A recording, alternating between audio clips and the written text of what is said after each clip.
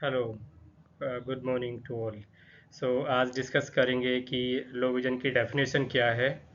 W ने low vision की क्या डेफिनेशन दी है, क्या क्राइटेरिया डिसाइड किया है, और लो विजन प्रैक्टिस कौन कौन स्टार्ट कर सकते हैं, और लो विजन के अंदर में किस किस तरीके की बीमारियां आती हैं, किस किस तरीके के केस आते हैं, और उन केसेस को किस किस तरीके की प्रॉब्लम्स रहती हैं उनके डेली रूटीन में और उनके डेली काम करने के तरीके में, चाहे वो बच्चे हों या बड़े हों या बुजुर्ग हों, रिटायर्ड हों, किसी भी एज ग्रुप में हों।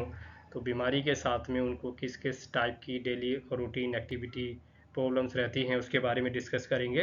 एंड नेक्स्ट उनका समाधान क्या है, और उसके उपचार के बारे में बात नहीं करेंगे, क्योंकि लो विजन मीन्स कि जब सब कुछ करने के बाद में भी अगर पर्सन का बीमारी क्योर नहीं हो रही है और उसका कोई फर्दर अभी मैनेजमेंट नहीं है, बट पेशेंट अपनी पुअर दृष्टि के साथ में, नज़र के साथ में जी रहा है, उसके बारे में आज डिस्कस करेंगे। हेलो, मैं doctor Mahendra Singh, PhD scholar currently, और पास्ट 10 ईयर से I was working at CL Gupta institute and leading the low vision and rehabilitation department in Moradabad.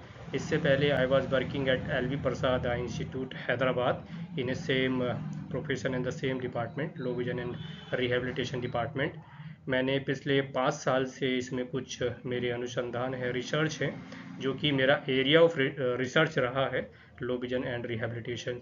और मेरे खुद के भी पर्सनल इसमें एक एक्सपीरियंस है कि लोग कितने सेटिस्फाइड होते हैं जब उनका कोई ट्रीटमेंट अवेलेबल नहीं होता है और पेशेंट घर पे खाली बैठा रहता है, या फिर कुछ उसको कुछ साइकोलॉजिकल या दिमाग में तरह तरीके की बातें चलती रहती हैं कि अब मैं लाइक सपोज डिसेबल्ड हूँ या मेरा कोई दुनिया में कोई इलाज नहीं है।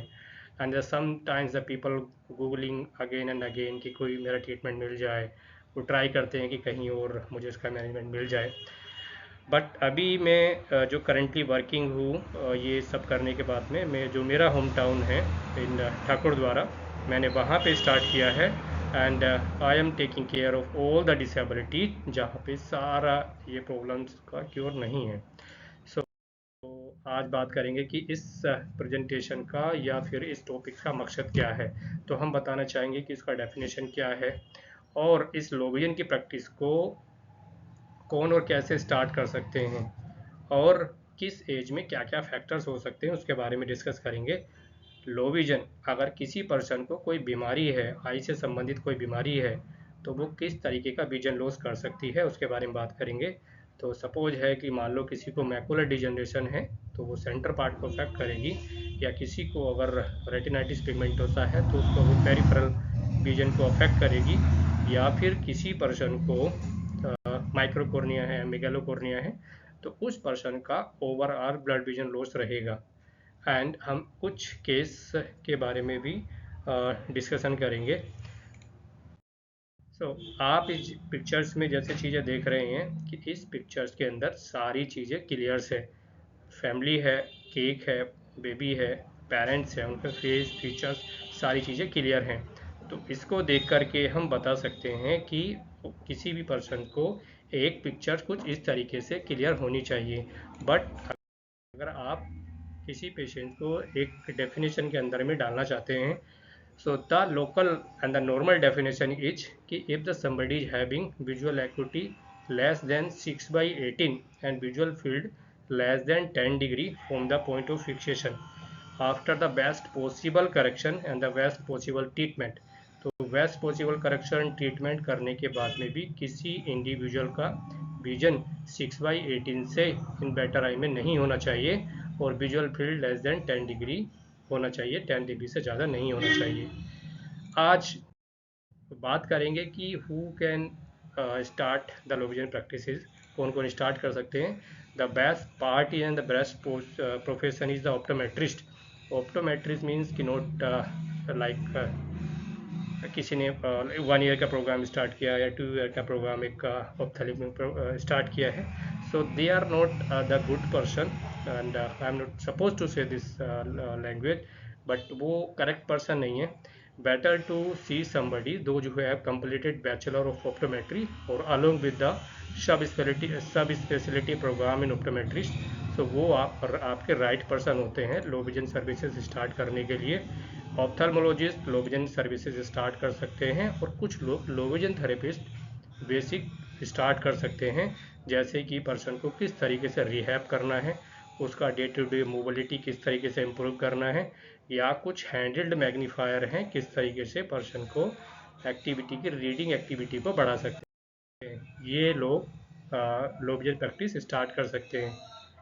अब नेक्स्ट है कि सर्विस कहाँ कहाँ प्रोवाइड की जा सकती हैं। तो सर्विस हॉस्पिटल में प्रोवाइड की जा सकती है, और नर्सिंग होम में प्रोवाइड की जा सकती है, जहाँ पे पेशेंट का डे ओपीडी होता है, या फिर पेशेंट को जहाँ पे एक लंबे समय तक हॉस्पिटलाइज किया जाता है, ऐसे एरिया में भी पेशेंट को लो विजन सर्विसेज या ऐसे हॉस्पिटल में लो विजन सर्विसेज स्टार्ट की जा सकती हैं। विजन रिहैबिलिटेशन ऑर्गेनाइजेशन, जहाँ पर किसी पर्सन को विजन लॉस हुआ है, उसको किस तरीके से रिहैबिलिटेट करना है, वहाँ पर भी लो विजन सर्विसेज स्टार्ट की जा सकती हैं। Private optometry and ophthalmologist practice में भी लो विजन सर्विसेज प्रोवाइड की जा सकती हैं। किसी का अगर इंडिविजुअल अपना प्राइवेट ऑप्टोमेट्री प्रैक्टिस है, या किसी ऑप्थल का अपना प्राइवेट ऑप्थेल्मिक प्रैक्टिस है, उसमें भी लो विजन सर्विसेज स्टार्ट की जा सकती हैं, और या लो विजन पेशेंट को मैनेज किया जा सकता है। एजुकेशनल इंस्टीट्यूट, जहाँ पे ऑप्टोमेट्री प्रोग्राम रन होते हैं, या फिर जहाँ पर एमएस प्रोग्राम रन होते हैं, वहाँ पे उनकी लेबोरेटरी होती है, लैब होती है उनको सीखने लर्न करने के लिए, जैसे कि रेटिनोस्कोप और हमारे ऑप्थेल्मिक लेंस हमारे पास होते हैं। और बेसिक्स वहाँ पे आप एक लो विजन किट भी अवेलेबल करा सकते हो। तो जहाँ पर कुछ लो विजन सेंटर्स नहीं हैं, तो वहाँ पर एजुकेशनल इंस्टीट्यूट के अंदर में भी लो विजन सर्विसेज प्रोवाइड की जा सकती हैं।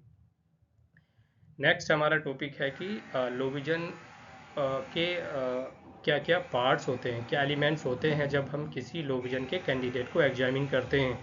सबसे पहले किसी भी कैंडिडेट या पेशेंट को जब आप एग्जामिन करते हैं, तो आपको मेडिकल रिपोर्ट को अंडरस्टैंड करना ज़रूरी है। कुछ बीमारियां ऐसी होती हैं जो कि three of the life regular उसी विजन के साथ में रहती हैं। तो ऐसे पर्सन जिसको बचपन में भी वही विजन था और अभी भी वही विजन है, तो ऐसे केस में हमको, अगर आप स्टेबल चश्मे का नंबर भी करेक्ट कर दें, तो भी पेशेंट सेटिस्फाइड रहते हैं। या फिर हम उनको कुछ ऐसी डिवाइस भी दे सकते हैं जिसमें मैग्नीफिकेशन को ना तो इंक्रीज करने और ना ही डिक्रीज करने की ज़रूरत होती है, ओनली ऑप्टिकल कंपोनेंट प्रोवाइड कर सकते हैं। ये हमें इस चीज़ में भी रियलाइज कराता है कि क्या पर्सन का फर्दर विजन डैमेज हो रहा है, या फिर वो पहले से ही उतना ही है। अगर किसी पर्सन का फर्दर विजन डैमेज हो रहा है, कि एक एग्जांपल ले रहा हूँ मैं, डायबिटिक रेटिनोपैथी, उसमें किसी पर्सन का विजन फर्दर डैमेज हो रहा है, तो ऐसे केस में हम लोगों को ऑप्टिकल डिवाइसेस नहीं देनी चाहिए। ऐसे केस में हम लोगों को इलेक्ट्रॉनिक मैग्नीफायर देना चाहिए, क्योंकि जैसे ही विजन डाउन होगा वैसे ही पर्सन अपना इलेक्ट्रॉनिक मैग्नीफायर का मैग्नीफिकेशन इंक्रीज कर सकते हैं, और जैसे ही उसका विजन जो है इंक्रीज होगा, वैसे ही वो अपना मैग्नीफिकेशन को डिक्रीज कर सकते हैं। कैंडिडेट को आप ऑब्जर्व कर सकते हैं कि जब पेशेंट वेटिंग हॉल के अंदर में बैठा हुआ है, तो एग्जामिनर को ये अंडरस्टैंड करना चाहिए कि पर्सन अपना विजन किस तरीके से यूटिलाइज कर रहा है। असिसमेंट करना है कि उसका ज़रूरत क्या है, उसका नीड क्या है, ज़रूरत क्या है, क्यों पेशेंट आपको कंसल्ट करने के लिए आए हैं। हर किसी की फंक्शनल नीड अलग अलग होती है। कि मैं सपोज मेरी फंक्शनल नीड है कि मुझे पेशेंट्स को देखना है, या फिर मुझे रीडिंग करना है, राइटिंग करना है, पेशेंट को प्रिस्क्रिप्शन लिखना है, या फिर मुझे पेशेंट का रिफ्रैक्शन करना है। तो मेरी ज़रूरतें ऐसी हैं जो नज़दीकी चीज़ें हैं, बारीकी चीज़ें देखनी है। किसी अगर कोई बच्चा है, उसको कोई एक बीमारी है, स्टार का डिजीज़ है, आरपी है, या कोई और ऐसी प्रॉब्लम्स है, बट उसका उस प्रॉब्लम की वजह से उसका डेली रूटीन में क्या प्रॉब्लम पड़ रहा है, क्या दिक्कतें आ रही हैं, उसको फंक्शनल नीड कहते हैं, उसको ज़रूरत क्या है। कोई बड़ा है, बुजुर्ग है, या रिटायर्ड पर्सन है, तो उसको डिवोशनल बुक्स पढ़नी है, या उसको न्यूज़पेपर पढ़ना है, उसको कुछ प्लेजर काइंड ऑफ थिंग करनी है, कि मुझे अपने एक टाइम पास करने के लिए चीज़ों को पढ़ना होता है, या मुझे डिवोशनल बुक्स पढ़नी होती हैं। तो उनकी ज़रूरत क्या है, ज़रूरत के अकॉर्डिंग हम लोगों को असिसमेंट करना होता है। नेक्स्ट हमें असिसमेंट करना होता है कि उसकी आँख की लिमिटेशन क्या है, डैमेज कितना है, उसका डिसऑर्डर कितना बड़ा है, आँख के अंदर कितनी कैपेबिलिटीज़ है कि वो देख सकती है। तो हमें सिलेक्ट टाइम एग्जामिनेशन करना है। If possible we can dilate the patient and we can see patient को कितना दिखाई दे रहा है या फिर पेशेंट को कितना दिख सकता है। उसके बाद में हमें नेक्स्ट करना है मैग्नीफिकेशन कैलकुलेशन, जो कि हमारा बहुत ही इम्पोर्टेंट पार्ट रहता है कि मैग्नीफिकेशन कैलकुलेट करना है। देन उसके बाद में हम लोगों को डिसाइड करना है कि हमें जो डिवाइसेज है वो कितने एक्स की पेशेंट को डिस्पेंस करनी है। Trial of low vision devices. Then उसके बाद में लो विजन डिवाइसेस का ट्रायल करना होता है। हम रैंडमली कोई भी डिवाइसेस को ऐसे ट्रायल नहीं करना चाहिए कि उसके लिए कुछ फॉर्मूले होते हैं जिसके बेस पे हम लोग डिसाइड करते हैं कि इतना मैग्नीफिकेशन पेशेंट को देना है। सो ये कंपोनेंट है जिसके बेस पे हम डिसाइड करते हैं। देन रिफ्रैक्शन, एक broadly I am going to discuss it, कि जब भी रिफ्रैक्शन करना हो तो यूजुअली हम लोग क्या कर देते हैं, उसको ओवरलुक कर देते हैं, रिफ्रैक्ट नहीं करते हैं। समझते हैं कि पेशेंट का अगर पुअर विजन है तो वो रिफ्रैक्शन से ठीक नहीं हो सकता है, रिफ्रैक्शन से ठीक नहीं हो सकता और उसको मेडिसिन देनी पड़ेंगी या फिर उसको सर्जरी करना पड़ेगा या फिर उसका और ट्रीटमेंट नहीं हो सकता। बट ज़्यादातर केसेस में जो पुअर विजन है, अगर आप उसको रिफ्रैक्ट करेंगे तो रिफ्रैक्शन से भी काफ़ी हद तक चीज़ें इंप्रूव हो जाती हैं। हमें ऐसे ही नहीं छोड़ देना चाहिए। So always we have to work on the refraction. Refraction part काफ़ी क्लियर होना चाहिए और प्रॉपर तरीके से हमें पेशेंट को जो है रिफ्रैक्शन करना चाहिए। देन हमें ये नहीं समझना चाहिए या फिर ऐसे कुछ प्रिविलिंग मिथ्स हैं कि पेशेंट को अगर कोई बीमारी है तो बीमारी की ही वजह से पेशेंट को पुअर विजन है। ऐसा नहीं है, कभी कभी पेशेंट को रिफ्रैक्टिव एरर की वजह से भी पेशेंट को पुअर विजन होता है।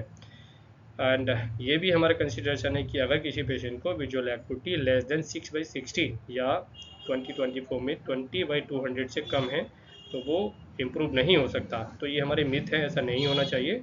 हमें प्रॉपर रिफ्लेक्शन करना चाहिए और इसको कंसिडरेशन में रखना चाहिए। रिफ्रैक्शन एक स्पेशल कंसिडरेशन है।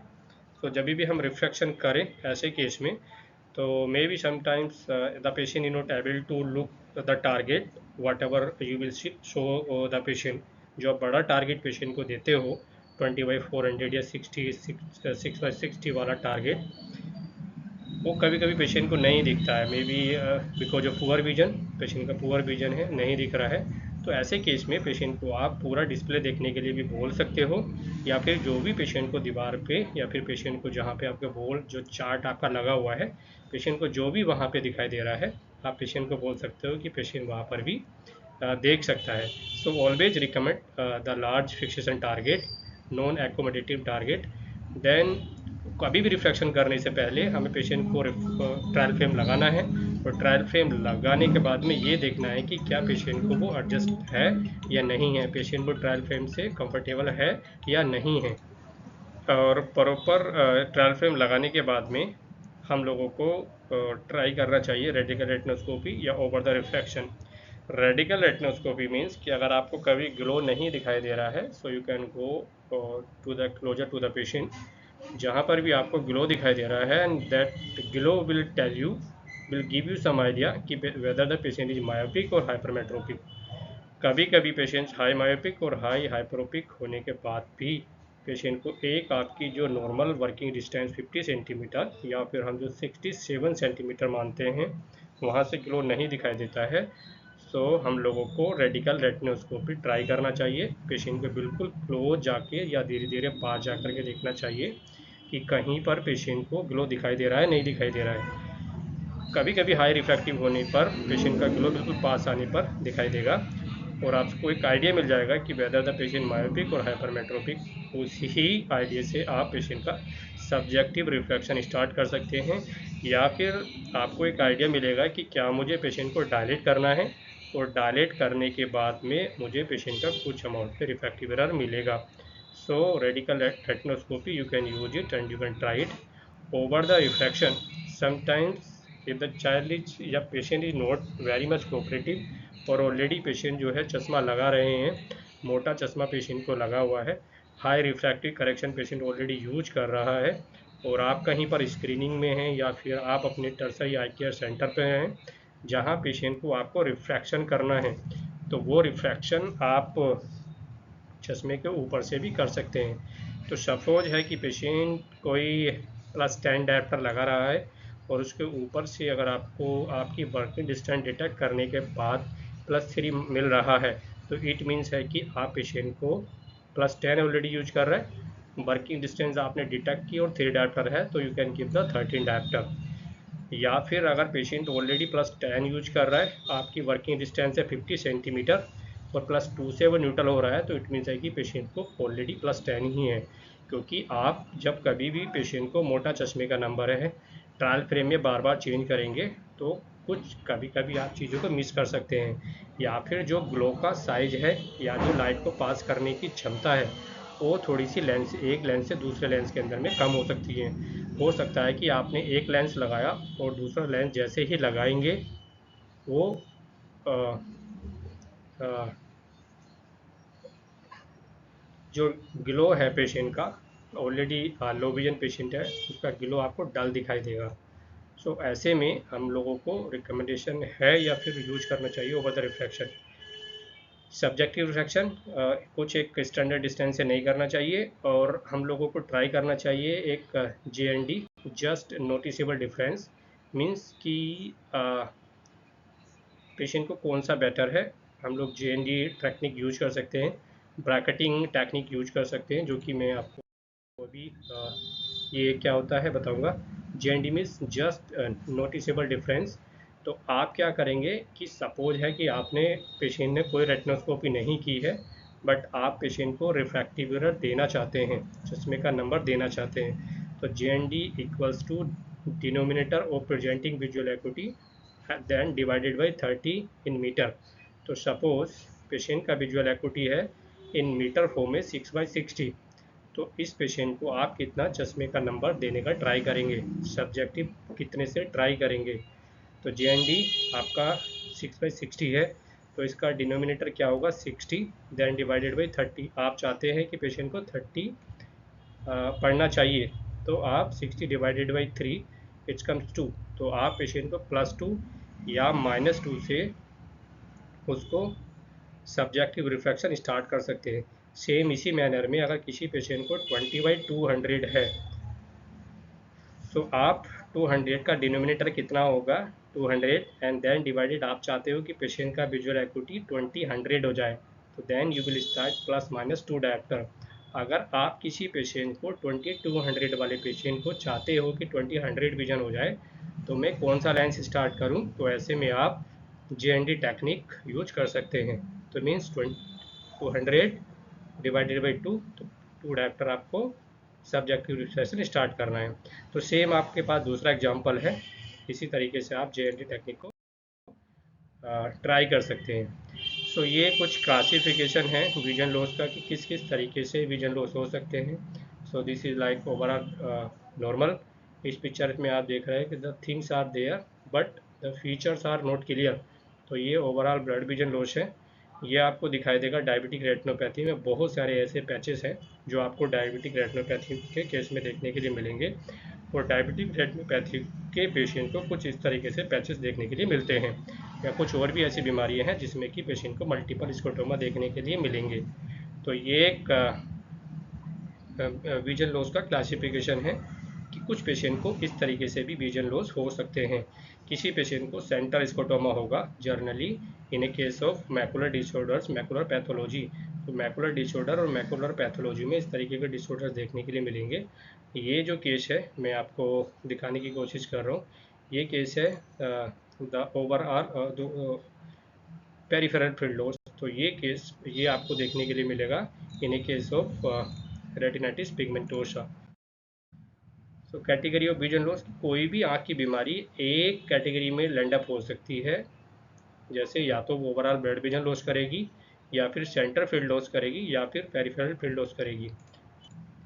तो कोई भी बीमारी आपको किसी भी कैटेगरी में आपको पुट कर सकती है। ओवरऑल ब्लड विजन लॉस, और it can be centre field loss, और it can be the peripheral field loss. एक एग्जांपल दिख रहा है जो कि मैं पहले भी डिफाइन कर सकता हूँ कि this is the case of overall blood vision loss, and if the patient is having centre field loss, तो कुछ इस तरीके का स्कोटोमा देखने के लिए मिलेगा।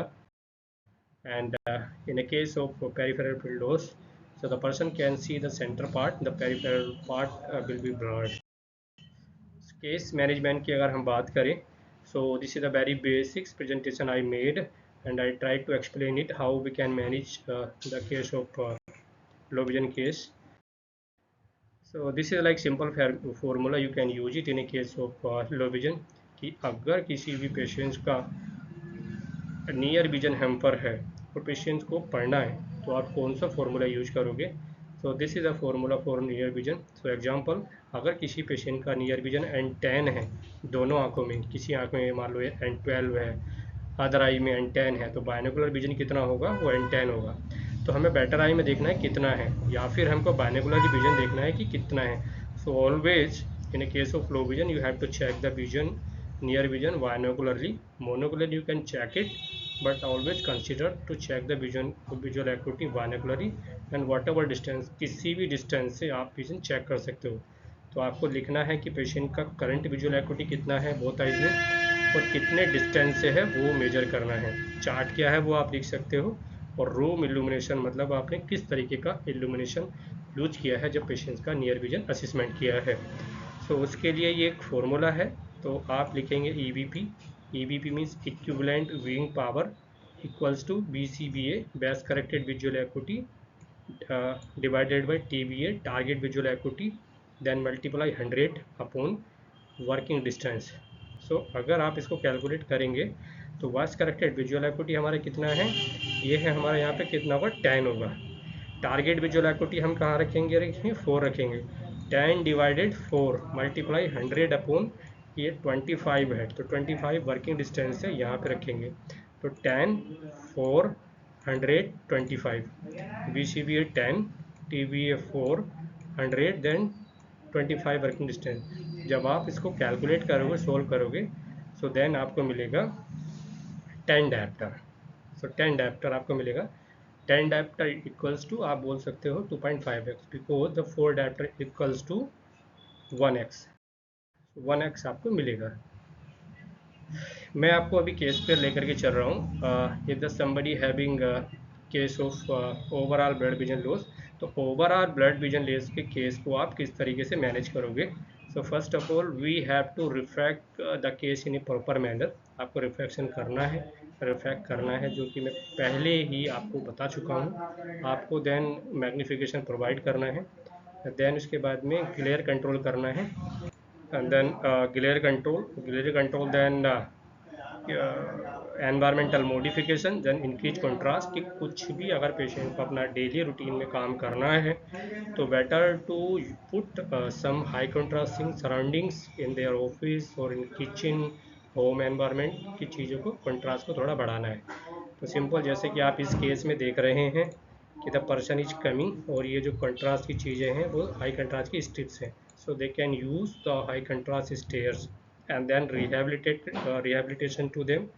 आप उनको rehabilitate कर सकते हो. Means if the somebody is having poor visual acuity, so the poor visual acuity patient maybe they can land up in a case of visually handicapped. So you can ask the patients to get the visually handicapped certificate from the government side. You can write the recommendation. मैं आपको इस video के बाद में कुछ एक criteria share करूंगा जिसके बेस पे आप बता सकते हो कि पेशेंट को कितने % का विजुअली हैंडीकैप सर्टिफिकेट गवर्नमेंट की साइड से मिल सकता है. ऐसा नहीं है कि पेशेंट अगर टोटली ही ब्लाइंड है तभी उसको विजुअली हैंडीकैप सर्टिफिकेट मिलेगा. अगर किसी पेशेंट का विजुअल एकुटी अगर 6/60 से कम है तो भी उसको विजुअली हैंडीकैप सर्टिफिकेट मिलेगा. उसका परसेंटेज कम हो सकता है, 40% से हो सकता है, 50 हो सकता है, 60 हो सकता है. 40% के अब गवर्नमेंट के कुछ बेनिफिट्स मिलते हैं जो कि हमें पेशेंट को काउंसलिंग करना है, बताना है, और आपको रिहेबिलिटेट करना है किस तरीके से वो अपना करंट विजन यूटिलाइज कर सकता है. अगर नज़दीक से पेशेंट पढ़ रहा है तो पढ़ सकता है, नॉर्मल स्कूल में पढ़ना चाहता है तो they can continue the education in the normal school. तो ये है आपका management of overall blood vision loss refraction. Then उसके बाद आपको मैग्नीफिकेशन देना है, देन ग्लेयर कंट्रोल करना है, कंट्रास्ट इंक्रीज करना है, देन पेशेंट को रिहेबिलिटेट करना है.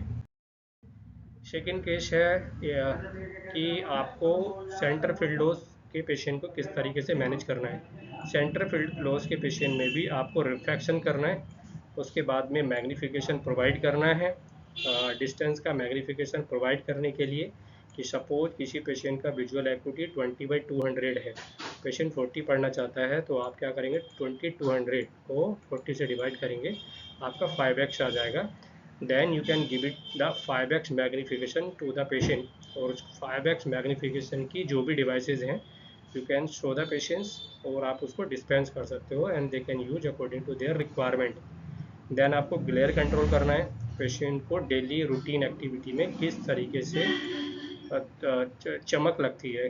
Glare means unpleasant of light, जो नॉर्मल लाइट है, नॉर्मल लाइट में भी चमक लगना है, उसको ग्लेयर बोलते हैं। इंक्रीज कंट्रास्ट, कंट्रास्ट को इंक्रीज करना है, तो डेली रूटीन की जो चीज़ें हैं उनके कंट्रास्ट को इम्प्रूव करना है।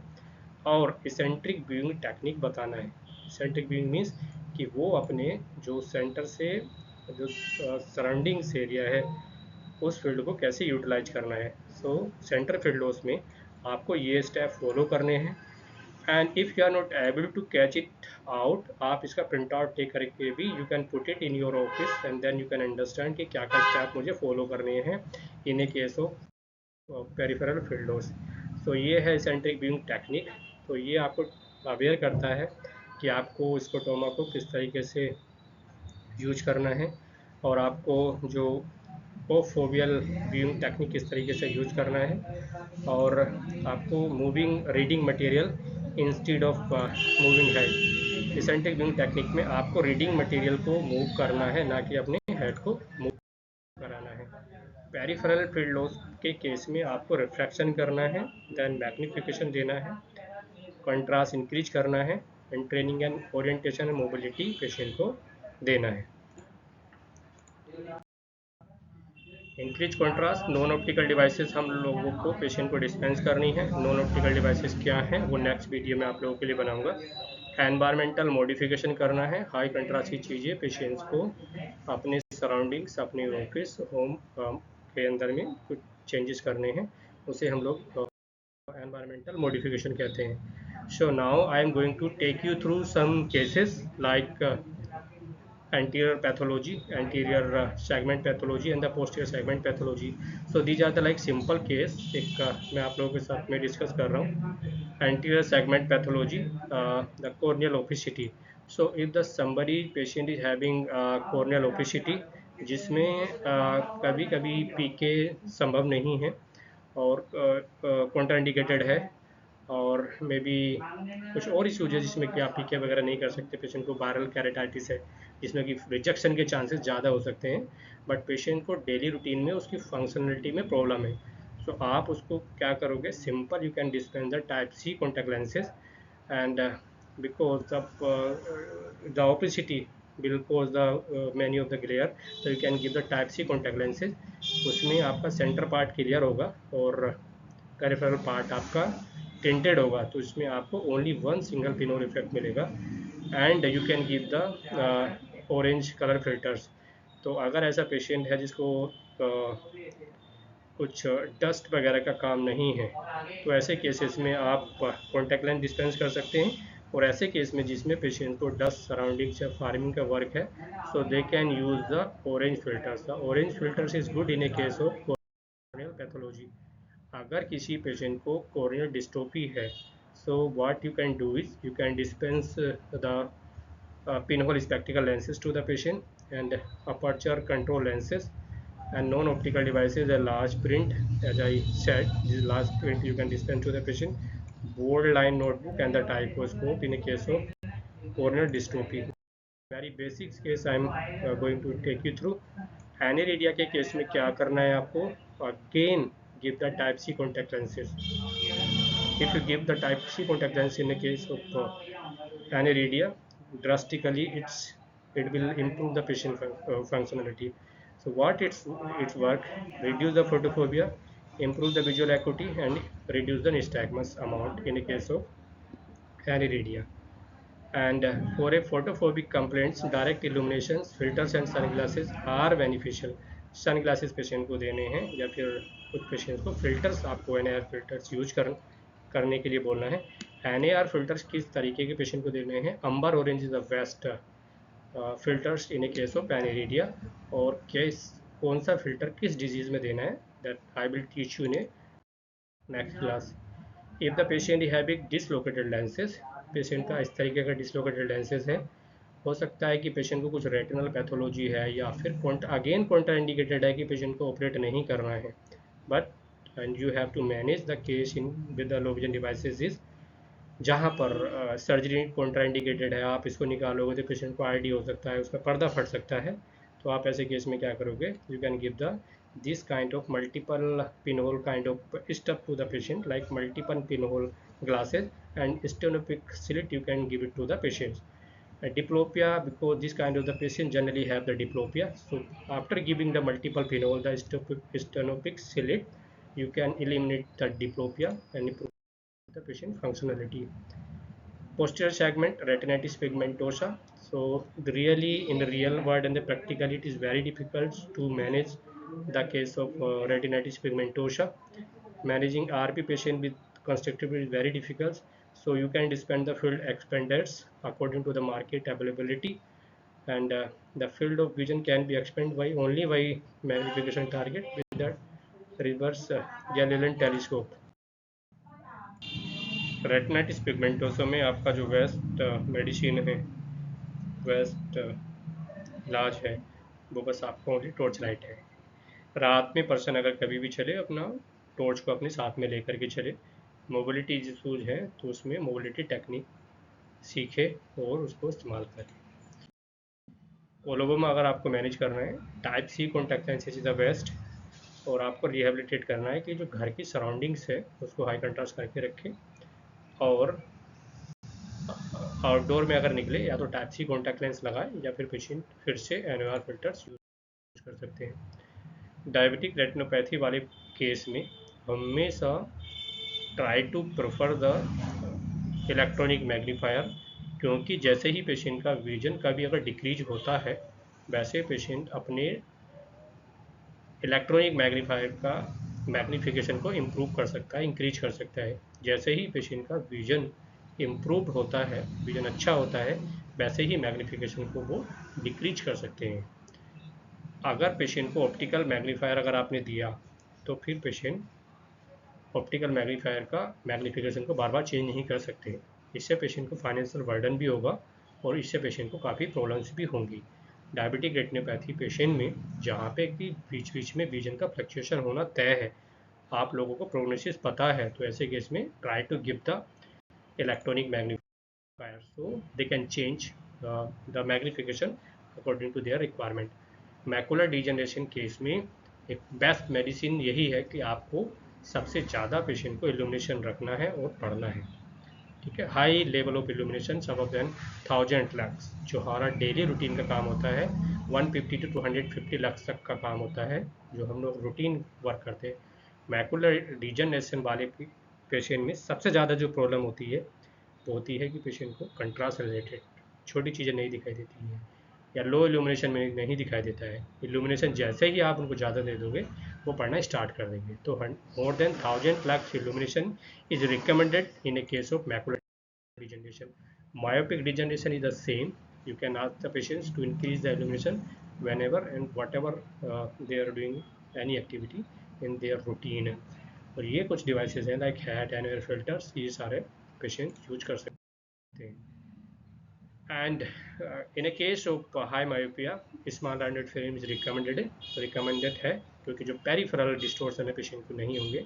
High index lenses recommendation with the anti reflecting coating patient को देना चाहिए। For in a case of more than 50 dioptre, myopic lenses can be myo lens can be used in a case of more than 15 diopter. Acrometopsia, the patients function better in environment with reduced illumination, जहाँ पे patients को total partial और total absence of colour vision होगा, उसको बोलते हैं achromatopsia. Red tinted contact lenses और red sun lenses patient को फोटोफोबिया को डिक्रीज करने के लिए आप दे सकते हैं। साइड शील्ड और स्पेक्टिकल फ्रेम पेशेंट को प्रेस्क्राइब कर सकते हैं, और hats with large beam is helpful in a case of achromatopsia. ये कुछ केसेस हैं, लाइक आप देख रहे हैं कोन डिस्ट्रोफी, और आपने ये फ़िल्टर पेशेंट को दिया, पेशेंट आसानी से आँख खोल रहा है, तो यही उसके लिए मेडिसिन। पेशेंट आसानी से आँख खोल रहा है, यही उसके लिए मेडिसिन है। So these are the case you can see in your low vision clinic. आप ये थोड़े से टिप्स एंड ट्रिक्स यूज करने के बाद में पेशेंट को रिहेबिलिटेट और उसका लो विजन मैनेजमेंट कर सकते हैं। पीडियाट्रिक विजन रिहेबिलिटेशन में आपको क्या करना है? Parents, teachers, psychologist and rehabilitation, greater accumulate researcher, reserve in children make reading test near. If the distance vision is 6/60, they will need a telescope for a board work. So albinism के case को किस तरीके से manage करना है? तो refractive error आपको correct करना है, और सॉफ्ट कॉस्मेटिक कॉन्टैक्ट लेंस और टाइप सी कॉन्टैक्ट लेंसेज आपको रिकमेंड करने हैं। मेजोरिटी ऑफ द एल्बिनिटिक पेशेंट को बेनिफिट मिलता है by the photochromatic lenses like A2 कुक्स वगैरह से पेशेंट को काफ़ी हेल्प मिलता है।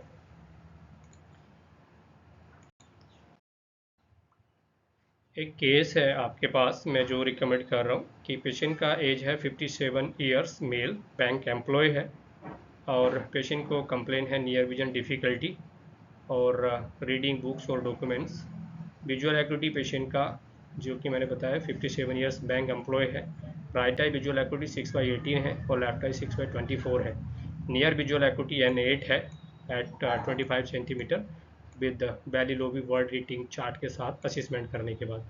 कॉन्ट्रास्ट एक्टिविटी पेशेंट का right eye 6/18 and 6/36 in left आई।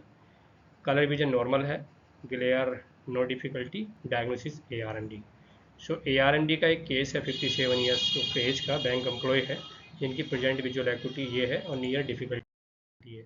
आप ऐसे केस में क्या करेंगे? आप ऐसे केस में simple you can give the, जैसे कि मैंने बताया N8 एट 25 सेंटीमीटर, पिछले फॉर्मूले के साथ में अगर आप जाएंगे N8 एट 25 सेंटीमीटर, तो BCBA upon TBA multiply 100 upon working distance, तो आपका जो मैग्नीफिकेशन आएगा 8 डायोप्टर आएगा। तो if you will give the 2x to the patient spectacle magnifier, they can read. Overhead reading lamp patient को देना है, और generally recommended is yellow, and reading stand देना है फॉर पोस्चर मेंटेनेंस के लिए।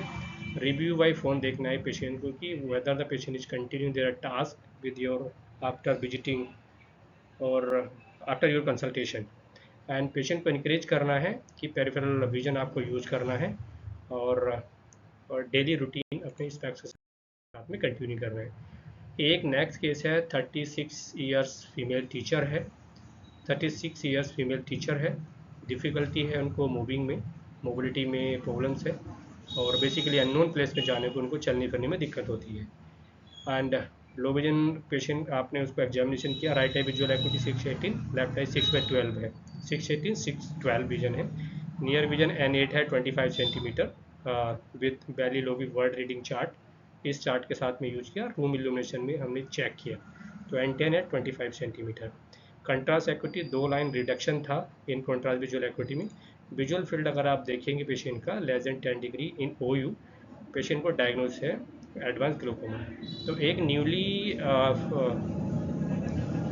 एम्प्लॉयड फीमेल टीचर है जिसको डायग्नोस हुआ है एडवांस ग्लूकोमा, और उसको डिफ़िकल्टी है मूविंग में, विजुअल फील्ड है लेस देन 10 डिग्री। ऐसे केस को कैसे मैनेज करेंगे? Simple, you can give the 10 data spectacled magnifier, क्योंकि पेशेंट को N8 विजन है, नियर डिफ़िकल्टी है, मोबिलिटी डिफ़िकल्टी है, तो आपने ये मैग्नीफायर दिया, और भी द एक्सटर्नल इल्यूमिनेशन पेशेंट को रीडिंग के लिए दिया। एंड आप क्योंकि 36 ईयर्स ऑफ एज पेशेंट के पास बहुत सारी लाइबिलिटी है, जॉब कंटिन्यू है, प्रमोशन है, नेक्स्ट है, टीचिंग है, रीडिंग का वर्क बहुत ज़्यादा है, सो पेशेंट को एडवाइस करना है कि better to get the visually handicapped certificate from the government side also, क्योंकि विजुअल फील्ड पेशेंट का लेस देन 10 डिग्री है, और उसके साथ में पेशेंट को ट्रेंड करना है मैग्नीफिकेशन डिवाइस यूज करने के लिए, और पेशेंट को ट्रेंड करना है कि आप उसको गाइड करना है कि आप अपने नॉर्मल एजुकेशन के साथ साथ में कुछ ऐसे डिजिटल सॉफ्टवेयर हैं जो विजुअली हैंडीकैप्ड पर्सन के लिए बने हैं, जैसे जावा सॉफ्टवेयर और NVD सॉफ्टवेयर, वो यूज करना चाहिए, क्योंकि आपका अभी से इस एज में 36 ईयर्स की एज में इतना पुअर विजन है, विजुअल फील्ड लॉस है, एडवांस ग्लूकोमा है, आने वाले टाइम में और भी एडवांस होने के बाद में आप कंप्लीट भी, आपका पुअर विजन हो सकता है, सीवियर विजन लॉस हो सकता है, जो कि आप इस विजन के साथ में अपने एजुकेशन को कंटिन्यू या अपने टीचिंग प्रोफाइल को कंटिन्यू नहीं कर सकते हैं, तो आपको डिजिटल डिवाइसेस पे शिफ्ट होना पड़ेगा, कंप्यूटर की ट्रेनिंग लेनी पड़ेगी। और अगर आपका विजन कभी डैमेज होता है तो आप इसमें शिफ्ट करके भी अपनी जो टीचिंग पार्ट है कंटिन्यू कर सकते हैं। नेक्स्ट एक पेशेंट है, एज है 68 years of age, retired bank employ है। मेनली लिमिटेशन होती है टीवी को देखने में। Right eye visual activity 20/100, left eye 20/120 and near visual acuity is N18 OU at 35 centimeter with Valley Lobe word reading chart. Contrast acuity 0.65 log unit, color vision normal, clear present. Diagnosis diabetic retinopathy. So diabetic retinopathy 68 years of male, retired bank employ है जिसको TV देखने में problem होती है। TV के लिए simple हम लोगों के पास में एक डिवाइसेस है, 2.1x 80 टीवी टेलीस्कोप। कोई भी ओल्डर एज ग्रुप पेशेंट है, मेनली उन लोगों को टीवी वगैरह देखने के लिए प्रॉब्लम्स है, so you can give the 2.1x 80 TV telescope. Grey NOR filter for the grey control, grey control के लिए आप ग्रे एनओआर फिल्टर दे सकते हैं और पेशेंट को काउंसलिंग कर सकते हैं कि किस तरीके से अपने विजन को यूटिलाइज करना है। एक केस है 1 year 8 months of kids, large appearance of the globe. आँख का जो गोला है, ग्लोब है, वो थोड़ा सा बड़ा दिखाई दे रहा है एंड स्लगिश पिपली रिफ्लेक्स है। डिस्टेंस विजुअल एक्टिविटी अगर आप चेक करोगे उसको तो 8 CPD in OD and the 4 CPD in OS, 20/70 and 21/25 with Lea paddle at 57 centimetre. Contrast responding to 10%, hiding ID card, glare, excuse eye after the torchlight examination। जब आपने torchlight examination किया, patient अपनी आंखें बंद कर रहा है, आपने सिंपली डायग्नोज किया कि पेशेंट जो है कंजेनिटल ग्लोकोमा है। तो आप ऐसे केस को क्या करोगे, आपने डेमो दिया पेशेंट को फुल लिया पैडल के लिए और myopic spectacled correction with yellow tint आपने पेशेंट को दिया, तो कंजेनिटल ग्लोकोमा में आपको येलो टिंट प्रिस्क्राइब करना चाहिए with the whatever the reflective correction you are getting and 3 months के बाद में आपको फिर से देखना है। और अगर पेशेंट को उस टाइम पे भी लग रहा है कि विजन पुअर है, पेशेंट के पेरेंट्स को ये भी काउंसलिंग करना है कि अगर बच्चे की सारी एक्टिविटी ठीक है, बस आई के साथ में प्रॉब्लम है, बच्चे की कोग्निटिव ठीक है, अंडरस्टैंडिंग ठीक है, तो आप उसको नॉर्मल स्कूल में ही एजुकेशन कराएंगे। So these are the cases we see in our low vision clinic and like opportunity albinism, how we can manage them. So these are the cases. So now if you have any case of low vision patient, कोई भी ऐसी बीमारियां हैं जो कि treatable नहीं है and you want there management, so now I am available in Mahindra I plus, जो कि अवेलेबल, जो कि उसका एड्रेस है ठाकुर द्वारा में, जो प्रॉपर एड्रेस है रतपुरा मोड़, नंगलिया नारायण, महिंद्रा आई प्लस। सो आप महिंद्रा आई प्लस पर इस तरीके के पेशेंट विजिट कर सकते हैं या आप रिकमेंड कर सकते हैं, भेज सकते हैं। मैं अभी आपको यहीं पर फुल टाइम के लिए मिलूँगा। Generally the recommendation timing is 9 to 2 o'clock. So if you have any case of any low vision related issues जिसका ट्रीटमेंट संभव नहीं है, इलाज संभव नहीं है, so you can send them to me and you can mail them, call me। अगर मुझे लग रहा है कि फ़ोन पे भी मुझे आपको अपॉइंटमेंट फिक्स करना है तो definitely I will definitely guide you. So अभी ठाकुर द्वारा में मैं फुल टाइम सर्विसेज पर हूँ। सो ये आप ठाकुर द्वारा से जैसे ही निकलेंगे शिवहारा रोड पे, तो शिवहारा रोड पे रतपुरा मोड़ है, रतपुरा मोड़ पर ही मेरा अपना क्लिनिक है जिसका नाम है महिंद्रा आई प्लस नेत्र जांच व उपचार केंद्र। And contact number is 6395586269। Contact number is 6395586269 Mahindra I plus. Thank you very much. ये सब देखने और समझने के बाद, या हो सकता है कि आपने कंप्लीट वीडियो नहीं देखी हो, लास्ट में स्किप कर रहे हो, अगर आपके भी सराउंडिंग्स में कोई ऐसा बच्चा जिस या बड़ा जिसकी काफ़ी नज़र कम है, और सब जगह इलाज कराने के बाद में भी अगर विजन पॉसिबिलिटी की उम्मीद नहीं है, तो आपको एक बार यहाँ पर मिलना चाहिए। ठीक है, थैंक यू वेरी मच।